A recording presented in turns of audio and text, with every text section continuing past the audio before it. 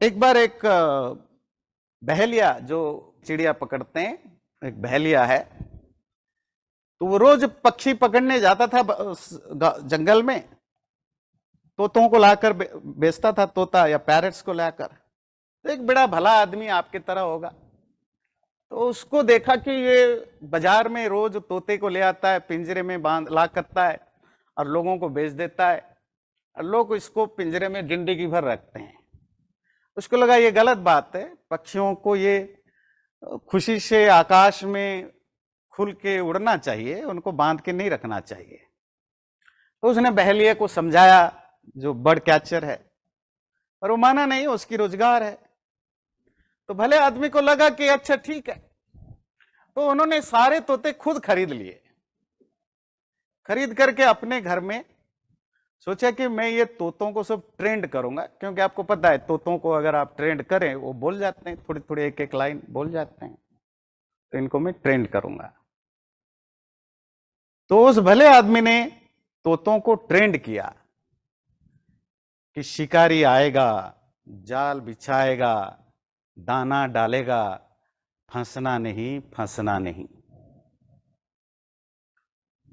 रोज सिखाते सिखाते 6 महीने 1 साल के अंदर अब वो सारे तोते बोलने लग गए, शिकारी आएगा, दाना बिछाएगा, दाना डालेगा, जाल बिछाएगा, फंसना नहीं, फंसना नहीं।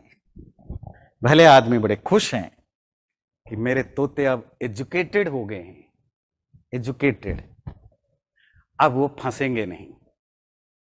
तो उन्होंने तोतों को लिया बाहर, जंगल में लेकर के पिंजरे से खोल दिया, उड़ने दिया। तोते मजे से पिंजरे से उड़ के बाहर उड़ने लगे और उड़ते हुए ये गाना गा रहे थे, शिकारी आएगा, दाना डालेगा, जाल बिछाएगा, फंसना नहीं, फंसना नहीं। थोड़ी दूर जाने के बाद देखा कि एक शिकारी ने दाना डाल रखा था, जाल बिछा रखा था। तोतों ने देखा दाना डले हुए हैं, तोते नीचे उतरे गाना गाते हुए, शिकारी आएगा, दाना डालेगा, जाल बिछाएगा, फंसना नहीं, फंसना नहीं। इसी गाने को गाते हुए वो दाना चुभने लगे और जाल में फंस भी गए, तो भी तोते अभी भी वही गाना गा रहे हैं, शिकारी आएगा, दाना डालेगा, जाल बिछाएगा, फंसना नहीं, फंसना नहीं। बहेलिया आया उस दिन, देखा कि जाल में, दूर से देखा कि आवाज आ रही है, सुना ये तोते तो बड़े एजुकेटेड हो गए, अब तो हमारी दुकानदारी बंद हो जाएगी, अब तो फंसेंगे नहीं। जब पास जाकर देखा सबके सब जाल में फंसे हुए हैं, तो उन्होंने, बहेलिया को बड़ी खुशी हुई, जिसने इनको सिखाया है मेरे रोजगार बढ़ा दिया है। तो उसने तोतों को लिया। अब बाजार में उसके पास 2 तरह के तोते हैं, एजुकेटेड, अनएजुकेटेड।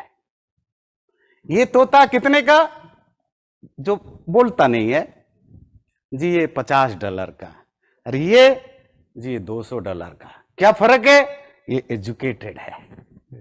दिखाओ भाई, सुनाओ। तो तोता सुनाता है, शिकारी आएगा, दाना डालेगा, जाल बिछाएगा, फंसना नहीं, फंसना नहीं। ये कुछ बोलता नहीं है।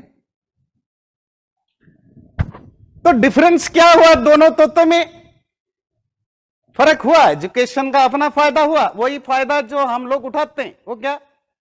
हमारी कीमत बढ़ जाती है, हमारी कीमत बढ़ जाती है। आप पढ़े लिखे नहीं है, आपका रोजगार कम है, आप पढ़े लिखे हैं, आपका रोजगार ज्यादा है। इसके अलावा और क्या चेंज आया लाइफ में?